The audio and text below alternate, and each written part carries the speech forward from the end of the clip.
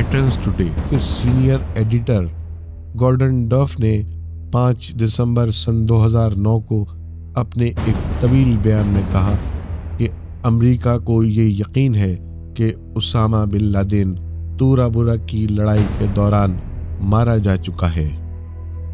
یہ سارے بیانات جو امریکہ اور امریکہ سے متعلق مختلف لوگوں نے گزشتہ 10 سالوں کے دوران دیے، دنیا بھر کے لوگوں کو بے خبر رکھنے کے لیے دیے گئے یا باخبر رکھنے کے لیے، یہ تو ایک معمہ ہے سمجھنے کا نہ سمجھانے کا، مگر یہ بات نہایت واضح ہے کہ اپنے مقاصد کے لیے دنیا کی آنکھوں میں دھول جھونکنے کے لیے ایک ہی وقت میں کچھ بھی نہ کہنا اور کچھ کہہ بھی دینا امریکی ذہنیت کی ایک نمایاں خصوصیت ہے، جس کا اظہار اسامہ بن لادن کے سلسلے میں مسلسل ہوتا رہا ہے۔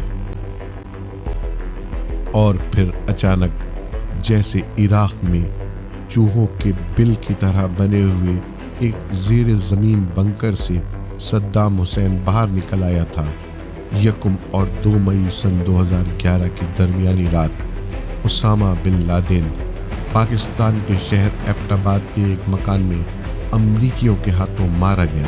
The United States has conducted an operation that killed Osama bin Laden, the leader of Al-Qaeda, and a terrorist who's responsible for the murder of thousands. جبکہ ایران کے صدر احمدی نژاد نے بہت یقین سے یہ کہا کہ اسامہ بن لادن قتل کیے جانے سے پہلے امریکہ کی قید میں ہی تھا۔ دوسرے لفظوں میں یوں کہہ لیجئے کہ اب اسامہ بن لادن کے باقاعدہ ختم ہونے کا اعلان کر دیا گیا۔ Osama bin Laden is dead. Can it be, ladies and gentlemen? Could it be? Osama bin Laden جب سے قتل ہوا ہے اس وقت سے یہ سوال کیا جا رہا ہے کہ آخر اسامہ ایبٹ آباد میں تھا کیوں، اور اسے اپنے مبینہ طویل قیام کے دوران آخر کس کی حمایت اور مدد حاصل تھی۔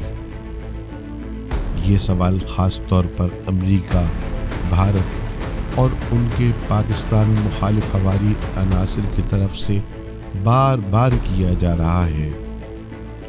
اس سوال کے پیچھے چھپی ہوئی بدنیتی اور منفی سوچ کو بآسانی سمجھا اور محسوس کیا جا سکتا ہے۔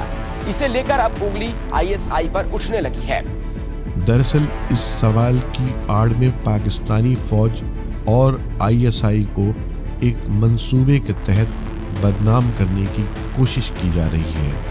ایک طرف تو یہ ثابت کیا جا رہا ہے کہ یہ دونوں ادارے ناکام ثابت ہوئے ہیں، اور دوسری طرف یہ تاثر بھی دیا جا رہا ہے کہ دراصل اسامہ بن لادن اور القاعدہ کو ان دونوں اداروں کی حمایت اور تحفظ حاصل تھا۔ امریکی اور بھارتی میڈیا کا پاکستان کے خلاف جارحانہ پروپیگنڈا اسی اور اس سوال سے متعلق دوسرے سوالوں کے گرد گھوم رہا ہے۔ What you're seeing is really the Indian Home Ministry's reaction. انہوں نے کہا ہے کہ یہ جو اسامہ بن لادن کی کیپچر اور کلنگ ہے وہ مطلب اس کو کریڈنس دیتی ہے، ان کے جو الزام ہیں کہ many of the terrorists who act against India are present in Pakistan. جبکہ اسی دوران خود بھارت میں 3 ایسے واقعات ہو چکے ہیں جن میں خود بھارتی ایجنسیوں کی مکمل ناکامی دنیا کے سامنے آ چکی ہے۔ بھارت نے 50 ایسے دہشت گردوں کی ایک فہرست جاری کی جو بھارتی ایجنسیوں کے مطابق پاکستان میں ہیں اور بھارت میں ہونے والی دہشت گردی کے مختلف واقعات میں ملوث ہونے کی وجہ سے انہیں مطلوب ہے۔ فہرست کے جاری ہونے کے بعد ہوا یہ کہ اس فہرست میں نامزد 3 افراد بھارت میں ہی موجود پائے گئے۔ اب یہ سوال کیا جا سکتا ہے کہ بھارت جن مطلوب افراد کو پاکستان میں ڈھونڈ رہا ہے وہ بھارت میں ہی کیوں، کیسے اور کب سے موجود ہیں، اور کیا بھارتی حکومت، فوج اور انٹیلیجنس ادارے ان افراد کی سرپرستی کر رہے ہیں تاکہ ان کے ذریعے پاکستان کو بدنام کیا جا سکے۔ سوچنے کی بات یہ ہے کہ اسامہ بن لادن پاکستان کو محبوب کیسے اور کیوں کر ہو سکتا ہے؟ اسامہ بن لادن سے پاکستان کو کون سا فائدہ پہنچا ہے؟ اسامہ پاکستان کی سلامتی کا دشمن ہے۔ اسامہ بن لادن کی ہر حرکت سے عالم اسلام کو عمومی طور پر اور پاکستان کو خصوصی طور پر صرف اور صرف نقصان ہی پہنچا ہے۔ اس نے پاکستان کی سلامتی کے خلاف کام کیے ہیں، بے شمار پاکستانیوں کا خون بہایا ہے۔ اسامہ بن لادن کی پھیلائی ہوئی دہشت گردی سے پاکستان کی معیشت تباہ و برباد ہو کر رہ گئی۔ اسامہ نے ہماری آنے والی نسلوں کو بھوک، افلاس اور بدامنی کے جہنم کے سوا کیا دیا ہے؟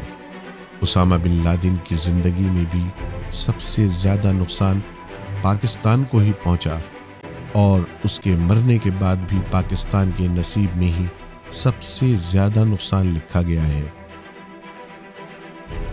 اسامہ کو مارا امریکہ نے، سمندر میں اس کی لاش کو غرق کیا امریکہ نے۔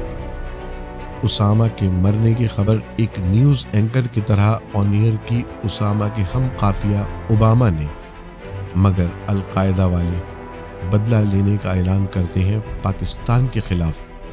یہ کون سی منطق ہے؟ یہ بدلہ لینے کی کون سی قسم ہے؟